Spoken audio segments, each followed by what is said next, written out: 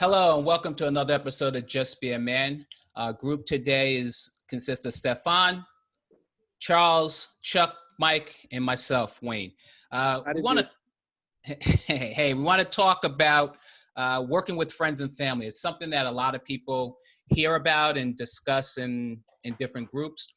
We just want to kind of go through some things that we've learned, some things that we can share with the audience. So I want to start with Chuck. Chuck, so when you think about the concept of working with friends and family, speak on something, maybe an experience that you had or someone that you know had, and some things that maybe the listeners can kind of draw from. Good, bad, positive, negative. All of that. All of that. Um. Oh wow. My business, first of all, my former business. I was a restaurant owner. It was a family business. We grew it from literally the side of the road. So it was all of us. It was all of us working together. That's my wife and my I'll say my two kids. My son, when we started, he was really young. So it can be trying. I mean, it, your family can never separate being your family. So as much as you say, this is my business hat and this is my, no, your family is your family and it is what it is. So um, you expect more out of your family. You kind of expect your family to know your needs, the needs of the business. You put a lot more on your family than you may think sometimes. So as a um, I don't know, I guess as the owner, as the leader, whatever, you have to think about these things. How are you um how's everybody faring during this venture? I have fired my wife twice. I fired my oldest twice. My middle, I did not have to fire because she saw everybody else get fired and she straightened up. But now the firings only last probably about a day because they're your family. What you gonna do? You need them, right? They're your employees and everything. So, Yeah, yeah. yeah, it can be really trying. But the other side is, um, for the most part, they're your family. They do know what you want. They do know what you need. It's a commonality there. You're all working for one common goal. It's a family business, and there's a comfort in knowing that you always have that dynamic. You always know that you have what is it? Someone has a personal stake in your venture, your business, your venture, other than you. So you feel your family has your back, and as an employer, they you feel that.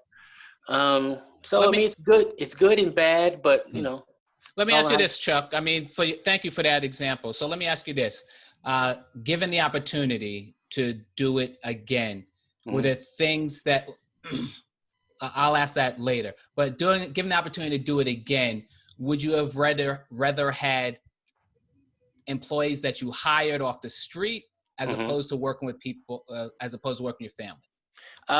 I'll take my family all day, Good, because again, they have my back. But as a family, also, it has made us 10 times stronger.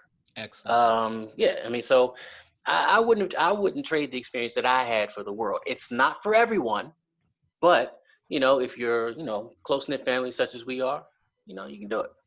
Excellent. Excellent. Okay. All right, Charles. Charles Castile. Yes, sir. Tell us your story. Tell us about some venture that you may have been involved in or are aware of that we can learn from. We as Well, JBAM can learn from it. unlike most of you guys, I've had the pleasure of being in business with two of you that are on this podcast.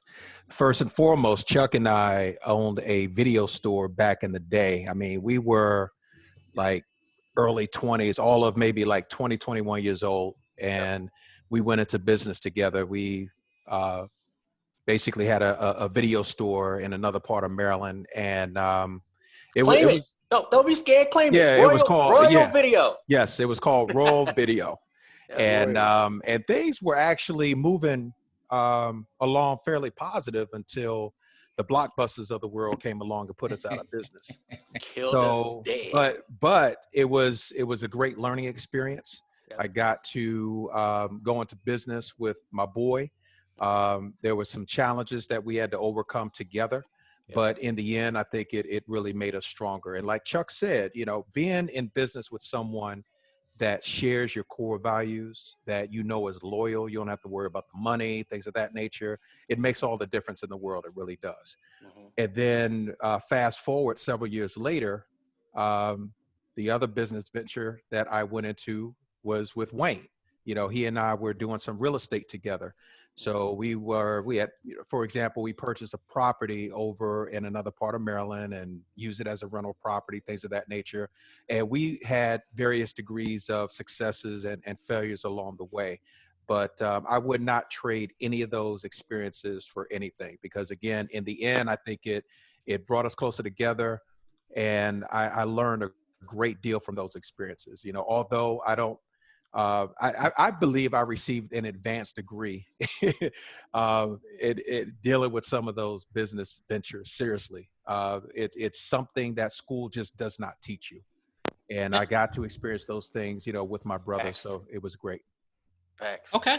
All right. Thank you. Thank you. Mike, Yeah. speak on it. What you know about it?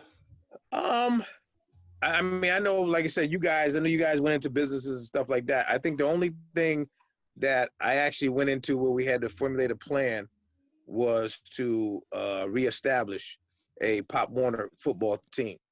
Now, I know people might think that's easy, but to reestablish the team, the kids, the whole thing, there's a lot of customer service on both ends. There comes with a lot of conflict. There's a lot of creation in regards to, you know, the different type of personality. You're dealing with 40 different personalities, but if you're only starting with 8 and you're starting up, because everybody else quit off the team, there was left with 8. So we had to reestablish those people, try to get those kids back who quit, talk to the parents, ensure the parents that we were going to do a quality program. We had to show them our vision of what we wanted to do because they didn't like the other coach. These were parents who would run out on the field and do crazy stuff. So we had to make sure we established those type of perimeters with the parents. Like, we're not having it. You come out in the field, you leave it in some bracelets because we're not playing that. You know, we have to set the tone for the kids. We have to let the kids know, you know, that we're about our business. Because if the kids don't feel safe, you know, how are they going to play the game or how are they going to feel safe? So we had to establish that.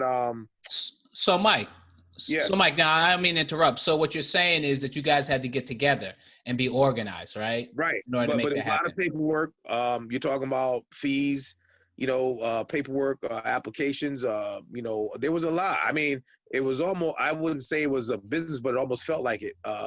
You know, tracking down paperwork, who didn't hand in this, you know. So a lot of these things happen, but I think that it brought me and my man Ice Cream. I don't know if y'all remember Ice Cream from back in the day, but you know, it brought us together because I think that you know, for two men to start off with 8 and end up with 40 over a period of time, and you know, it's almost like the movie. If anybody ever seen the Bad News Bears, that's what it was like to start off with, but just a little, it was like a little more in depth. So, you know, you got 2 cars and 40 kids, and ain't nobody picking them kids up.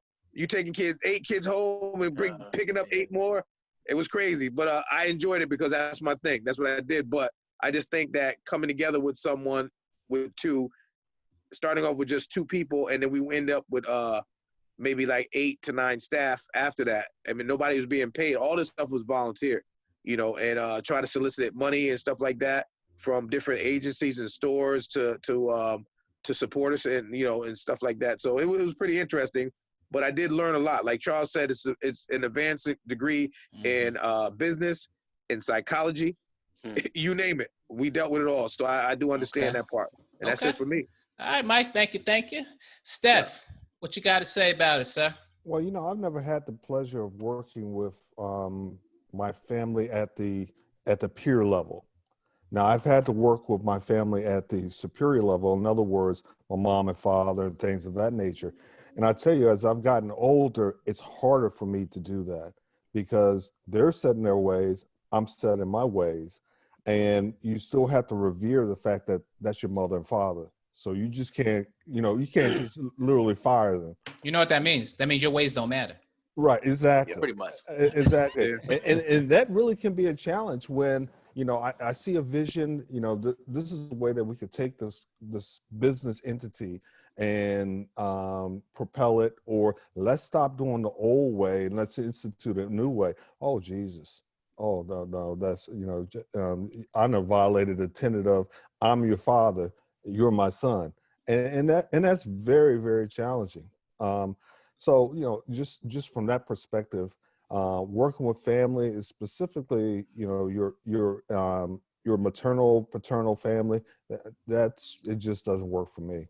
It doesn't, because there's sometimes I want to say what I really want to say, but then, I might get a backhand. Yeah. Yeah. Hey, man. I understand. I understand. You want to keep your teeth. That's Yeah, a good thing. exactly. At 52 years old, I'm still scared of my mother. Hey, man. Hey, it is what it is. Hey, we did an episode on that. The fear is real. So this is Wayne, and yeah, I've done a couple of different things, and obviously everyone knows stories about different things that maybe you heard on the television, the internet, or whatever. But from a personal perspective, I've been involved in a couple of different businesses with friends and family. So Charles already spoke about him and I doing some work together. But prior to that, I actually did some work with a family member. Back in the 90s, I was in New York, and me and my cousin, Joffrey G, the one that was on about men in church, him and I worked together. And we had a piece of property up in Connecticut somewhere. And, we were young. We were real young, trying to figure this thing out. And we spent a lot of time, lost a lot of money. But we learned a lot. It's that advanced degree everybody keeps talking about. So we know exactly what not to do. That's what we did. We did exactly the wrong shit. But we learned from that. And so hopefully we all got a little bit smarter with that. But together, me and him, we're still friends. We're cool. We never had any problems. Even though we had challenges, it was like we're working together as a team, dealing with this stuff. Nobody wanted to wake up and go deal with it, but had to go deal with it. So we did that together. And I think that's really good for us. Now, again, if I go to Charles and I did also real estate when I moved into the Maryland area. And we did a bunch of things together. And we also did some things, just him and I, then we did some things with a little bit larger group. And I'll speak a little bit about that larger group. When we had tried to we purchased some property, and we were going about our way, and we were doing okay. But then I guess it was 2008 came, and the real estate market went to hell. And we had some property down in Florida with a couple of other people. And people change when things get bad. When money goes bad, I mean, there was a lot of money on the line, and it got bad real quick. And everybody was in bad shape. But then those other dudes that we were dealing with, I wouldn't say they were long-term friends. I mean, I just met them just prior to this deal. But yeah, that went bad real quick. And, everybody had amnesia. So me and Charles kind of got caught or left holding the bag per se. And, they did a little something, but we had to go at them to get anything. So it's, so there's different things. So again, those other two that we're dealing with, we completely estranged, completely separated, don't deal with them at all. But then me and Charles, even though we were still in that situation, we're still cool. So, I mean, I think the relationships are really, it can be really weird. And when things get hard is when you know who you're really dealing with. So Wayne, are you confessing that you got a body count from the other guys? Because we haven't seen them or heard about them. There's no body count. There's no body count. Clarify that. We still need some funds. So you can't be putting hits out, man. Oh, okay. But but it's just that, I was just trying to show the example that there was 4 of us dealing with something, and when the smoke cleared, that 2 of us are still cool, and those other 2 we don't really deal with at any real level, and I don't know that the 2 of them even deal with one another. So, but anyway, that's just kind of the dynamics based upon what you go into these different situations for. So, all right, so let me move back to Chuck for a second. I kind of alluded to this before, Chuck. If you could do things a little bit differently, even with your family or whatever, are there are there things that you know that would have improved, even the situation with your family or any of the situations that you had, friends, family, or whatever, some things you could have done better? Maybe there's someone in the audience can get something from that. Think you're on mute, Chuck. I'm sorry, can you hear me now? Yep. Yeah, don't be naive. I'm a young entrepreneur. I wanted to take people at their word. Take me at my word, I'll take you at your word. But it's not necessarily like that. Know your business, know your craft, know your paperwork. It's called business for a reason. Yeah, there's a bunch of things I would do differently, but one of the major things I would do is pay the right people to do the right job. Some things you can kind of figure your way through, but there are those things that you should not. Hire a professional, spend the money. An ounce of prevention is worth a pound of cure. It's that simple. I'm sorry, pardon my dog in the background. But that's the major thing for me is that you would if I could go back and talk to my younger self, take your time, know your craft, learn what you're doing. Sometimes some people, when they go into business, they have an idea and just, and I can do, sometimes it's best to stop. Okay, wow, this idea, map it out. A business plan does do wonders. A lot of people don't, it's just gonna slow me down or whatever. It's good to have a plan in place. But yeah, if I could go back and talk to my younger self, it would be, of course, trust yourself. Don't listen to the naysayers. If you believe in yourself, but if there's things that you don't know, don't be afraid to admit you don't know it. Tap the professionals. Yeah, tap the professionals, and it'll save you so much time, so much aggravation, and so much money, more than likely, in the long run. Okay. All right. Thanks, Chuck. Mm-hmm. Charles, what would you tell your younger self when it comes to these different relationships within business? Well, I would tell my younger self not to be in a hurry to do anything. Take your time. There's wisdom in a multitude of counselors. So instead of just being totally reliant on my own thought process in terms of should I move forward, should I move in this direction or that direction, take the time to do the research, to talk to individuals that perhaps have the wisdom already, and use that information wisely to move forward. The one situation that you spoke about was the two gentlemen that kind of left us holding the bag. Gentlemen. Yeah, well, that is definitely a situation that I would do differently. And more specifically, I would make sure, first of all, that I get the right counsel.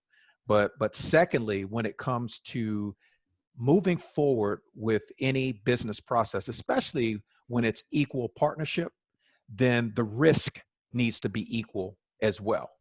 And so we had a situation where the risk wasn't equivalent to the partnership, and that's what blew everything up in the end. And so going forward, I would never in life do that again to myself, where I would position myself so that I'm taking more risks than someone else that is supposed to be my equal in the process. That is something that can go south very quickly as we learn. And it was a painful lesson, but hey, it's that advanced degree we've been all talking about, and there's no way in life I would repeat that, basically go down that same path. Okay. All right. Thanks, Charles. That's cool. Mike, so you talked about this Pop Warner situation, and obviously you can learn from that and do other things with it, right? So what would you have done differently if you could? Well, set expectations and goals for everybody. It just can't be for the two people that are in it. I didn't deal with money or the monetary aspect of it, but there was monetary aspect of it in regards to funds for the kids or whatever, and you'd have to make sure you have to find that professional. So you do have to make sure there was some type of order. And what I learned is that you just can't just because it's not a paying job, you can't put people down because they want to be down. I don't know what's worse, paying somebody and they messing up, or get somebody to volunteer and they messing up because you're caught in a catch-22 of what you can say and what you can't say. And with regards to what Chuck was saying about the family, you know, how you want to talk to somebody, whatever the case may be, you can talk to them a certain way, but you can't. So I think that has a lot to do with it. You have to definitely separate work from play. You know, if you boys on right before the practice start, and I'm the defensive coordinator and you're the offensive coordinator, and we got something going on, we yelling back and forth, we mad at each other that whole practice. But after that practice is over, you give each other the finger, you keep it moving. And then you start laughing and talking or whatever the case may be. That's how it was. That's how we did it. We would cuss back and forth. Yo, man, what you doing? What you doing? I don't like that play. I don't like your play. We back and forth. But at the end of the practice, we was able to go have a brew or something and talk about it for real. Like, yo, what's going on? Well, you did it this way, and you're able to work it out. When you don't communicate and you don't work it out and you assume what somebody's doing and you don't really know, you know, it will cause an issue until you break bread and really talk about, you know, what's happening. So it's very important that, you know, you define, you know, what you're really going to talk about, what you're really going to do in order to succeed. I can't succeed if the offensive coordinator is not talking to me and they let me know what they're doing and what they see. I might see something they don't see. You understand? So it all boils down to conversation, and it boils down to communication, and it also boils down to accountability.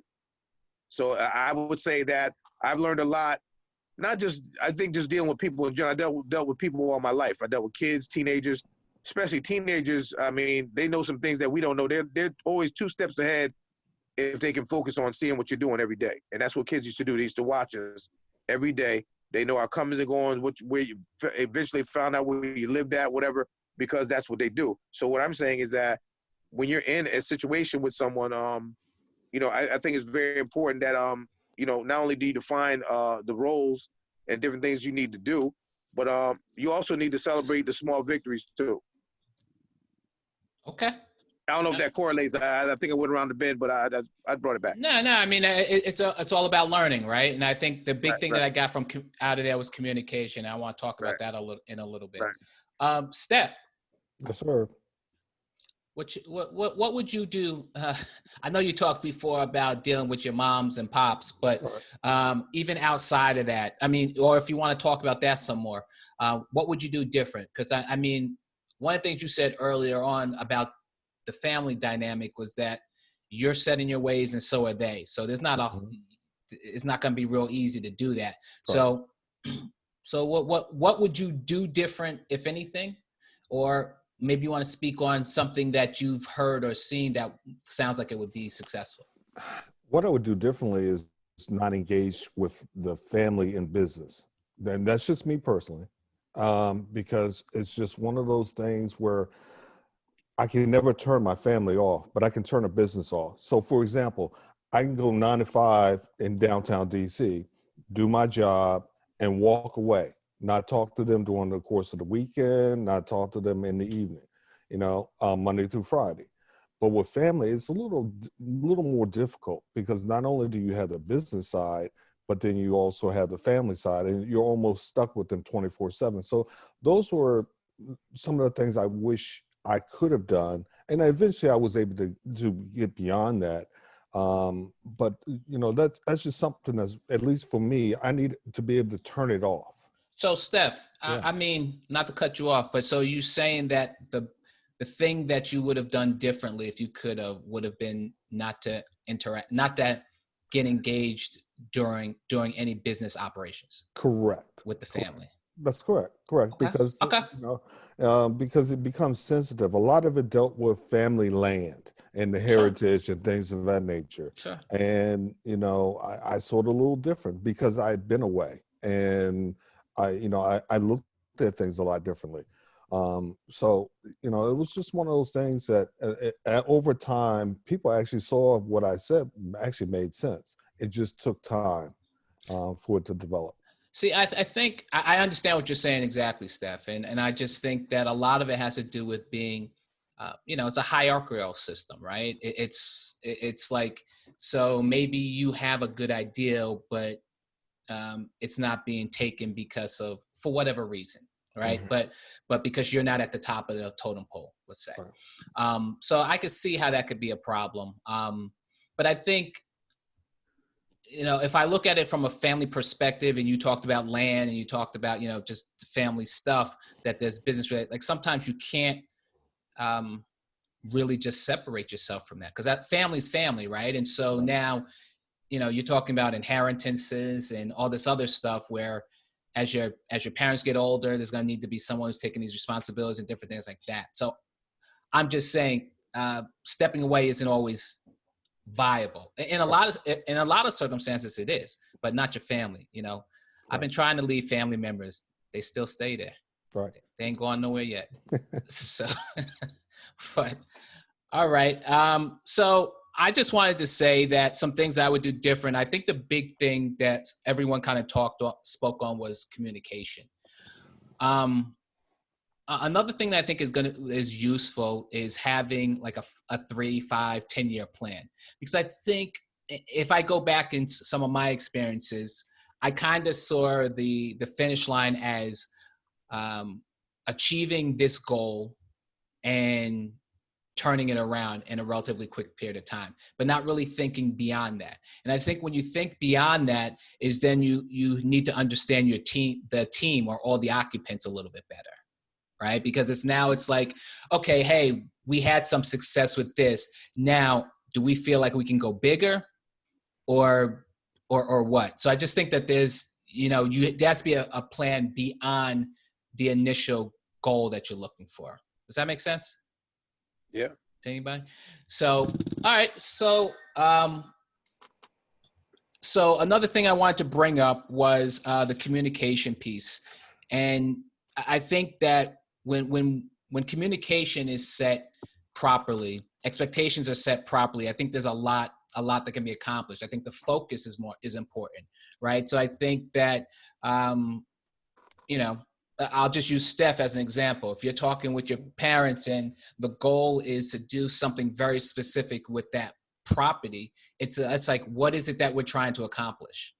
Like, so that everyone's going in the same direction. You may disagree on how you get there, but at least know what the goals are, right? I think that's real important. And I think that's going to work in every business. Like I said, with the things that Charles and I did. And just so you know, Charles and I have done a lot of different business, real estate type things, and I guess other business things. And some with some success and others that were flaming failures. But we continue to work these things out because we continue to communicate and we talk through it and say, okay, these are the things that need to happen. Who do we know that can help us get to where we're trying to get to? And that's how, you know, we still talk to each other after all the money we've lost. So, but I think that's real important. So Chuck, I want to come back to you again. Maybe this is, I think we've talked about a lot of this stuff, but I just want to ask if there are just some words of wisdom. You've been an entrepreneur for a number of years, and someone who's looking to start something, any type of business, whether it's in the services industry or they have an actual product. Any words of wisdom you could provide to just say, make sure you do this before you decide to work with friends, or before you work with friends and family, or make sure that you're aware of this. Ooh, that's a good question. You know what? I really don't even know how to answer that in a short form. Okay. But I will say this: for anyone going into business, know yourself first. Are you cut out for it? Because once you start, there's no cutting out midway, especially if you're bringing your family and friends on board, because you're the leader of this thing and they're following you. So, you know, know yourself, know your drive, know your passion, know the business that you're going into. If you're going to invite your family or friends or whoever's in your circle to go into business with you, make sure that they not only see but share your vision. Yes, Tim. I mean, yeah, because okay, look, let's say I ask one of you to help me with my dog grooming business or whatever. Right? But you agree to help because you love me. Hey, we're boys. All right, yeah, I'll help you. But you hate dogs, right? So yeah, you're gonna come and help me out because we're cool. But the whole time you're there, you're dragging. You don't like dogs. You don't like the atmosphere and all kinds. So it becomes over time. It becomes toxic. So if it's not an environment you want to be in, or be honest up front, because you obviously don't share the vision, because you can't, because you don't. So it's okay. Say that. And it's, it'd be much easier for you guys moving forward and all that. But the bottom line is, you also have to realize your vision isn't necessarily your family's vision or someone else's vision. So that's great answer, Chuck. That's a great answer. And I think that's huge. That's huge because you're right. You're right. Because the whole topic we're talking about is friends and family. And that the key component, the big difference is what you just said, the love. Mm-hmm. You're doing it because they need a hand. You're doing it because it feels right. But you may not be, that's a dumbass idea. But but that's still your people. Right, exactly. So that's perfect. I hope someone that's a great thing. That's a great thing. I'll follow up on that with Chuck. Go ahead. In regards to what I found out, like what Chuck was saying about that whole thing about people coming in to help, or you're asking people to help you, I think it's very important that you set expectations and goals, and let them know what your expectations are. And it's better for them to be, I would expect somebody to be up front, because you can't execute. Somebody you hire or somebody you bring in, they're not going to execute at a high level if they're not getting paid. You understand what I'm saying? They're not going to do that. And if there's no definitions of roles based on your strengths or whatever, and things are all over the place, it's going to be bananas, And if you're, the thing about it is, if you're paying somebody, it's one thing. If they don't produce, they fire. They out of there. But if you got somebody helping you and they're not doing what they're supposed to do, now it's a whole different ball game, especially if it's friends or family, whatever. You have to figure out, are we going to continue to deal with this? And is it helping us move forward, or is it helping us move backward? So those are some of the sensitive topics that I think come in when you deal with friends and family in businesses. There definitely has to be defined goals, and delegation of certain things that people know exactly what they're going to do and stick to that, and that's it. And if they do want to contribute, then offer that communication at a certain time or place as a meeting to contribute that, and hopefully you can take that input and then move forward, because that's going to promote what you're trying to do. But if that's never brought to fruition and that's never brought to the table, and you're playing the merry-go-round game, you'll be in one place forever. You'll be digging a circle. The circle, I don't know if you guys ever seen people go back and forth in the path. You go back and forth in the path of a circle over and over, you start digging a little trench for yourself, but you're still going that same way. You know what I mean? So I think on that end, it's very important. Okay. All right, Charles, you're about to say something. Just going back to some of the past experience, both with you and Chuck, the things that really help make many of those ventures successful is the fact that we didn't take the friendship for granted. We put the business at the forefront, meaning that we weren't casual with it. Just because we were boys doesn't mean that we took it lightly to venture into these businesses. Right. It starts out, first of all, by developing a business plan. Everyone needs to have a clear understanding of what their roles are in the beginning. You need to communicate often.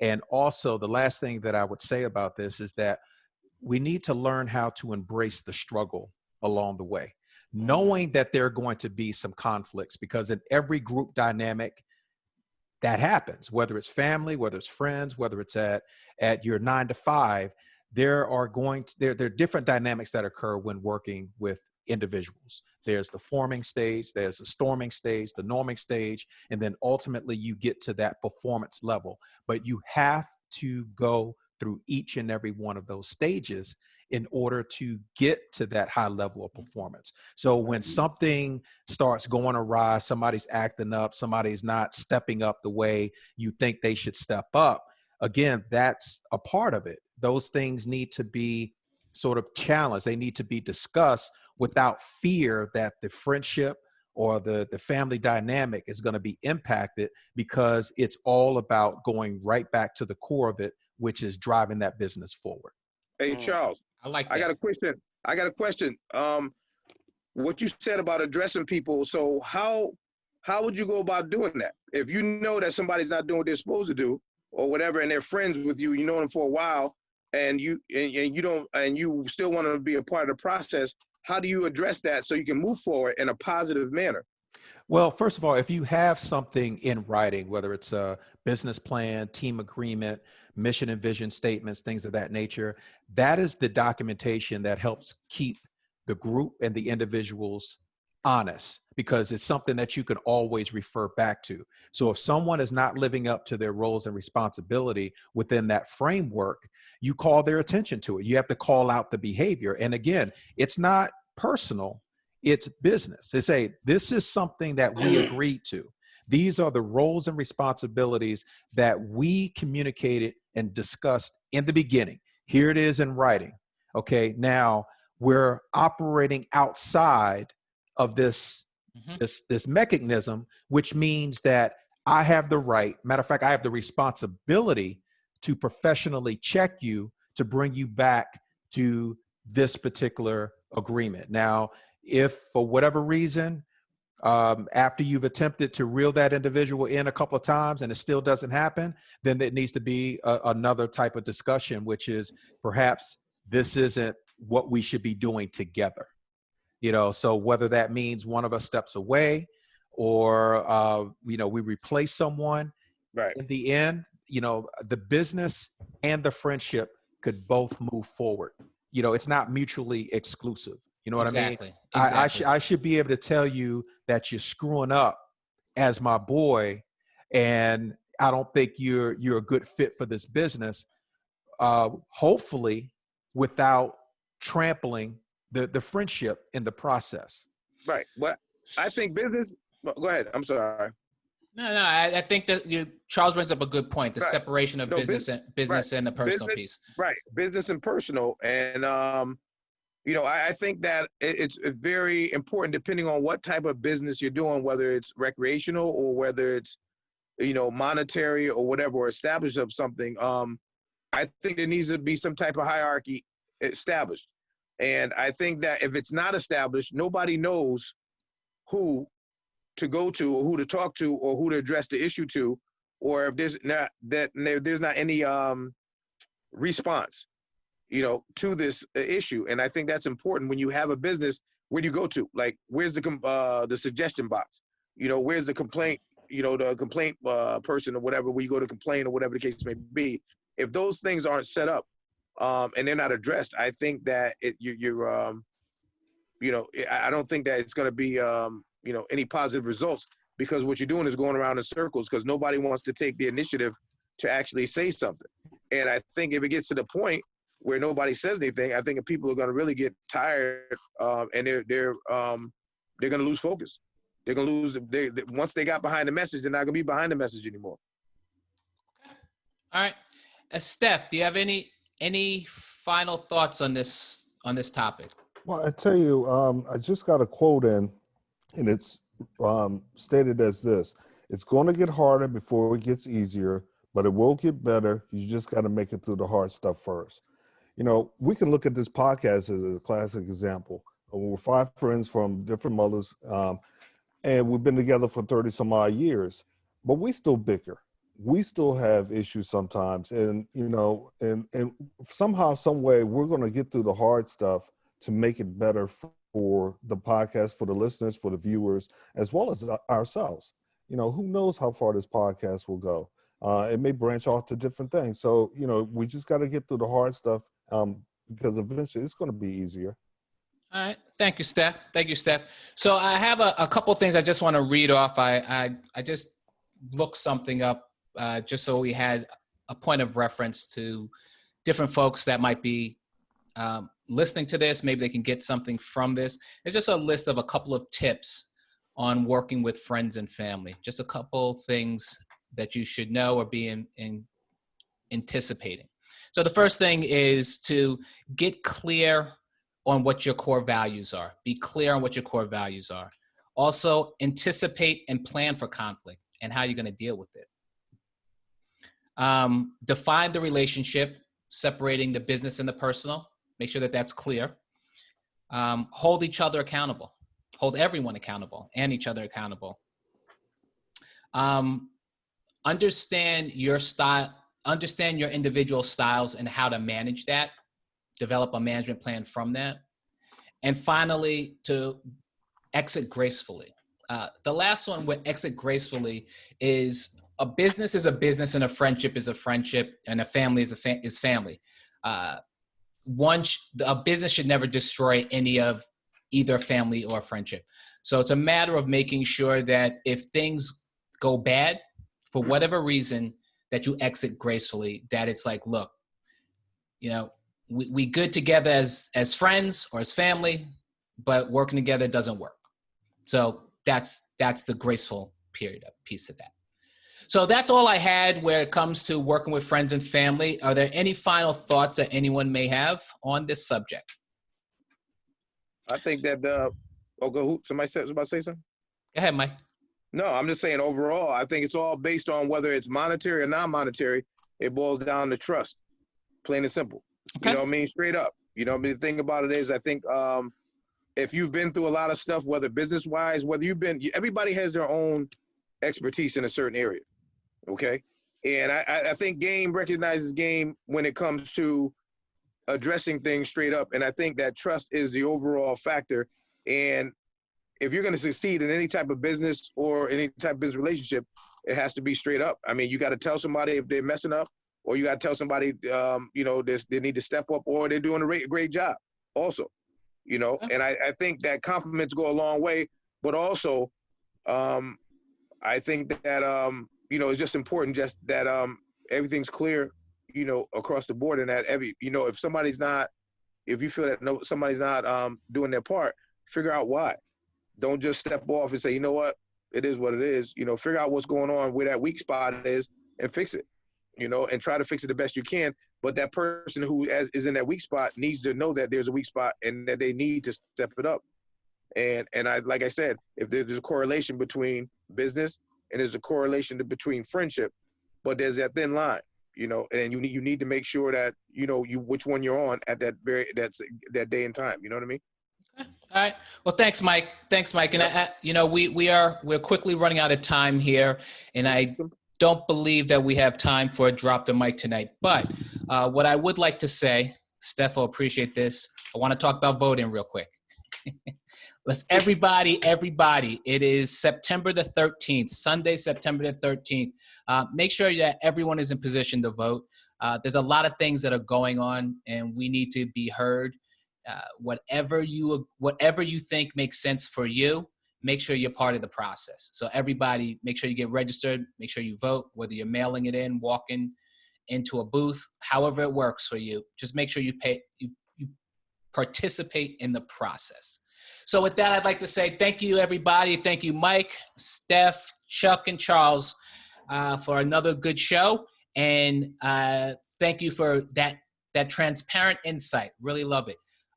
I want to just say that for all those who are listening to us, please look for us on your favorite podcasting tool and listen to us. We have plenty of content out there. You can find us on iTunes, Spotify, and others. Also, we have a presence on Instagram, Facebook, Twitter, YouTube, and even TikTok. Yes, old asses on TikTok. So anyway, so everybody, thank you for listening and have a great evening. Deuces.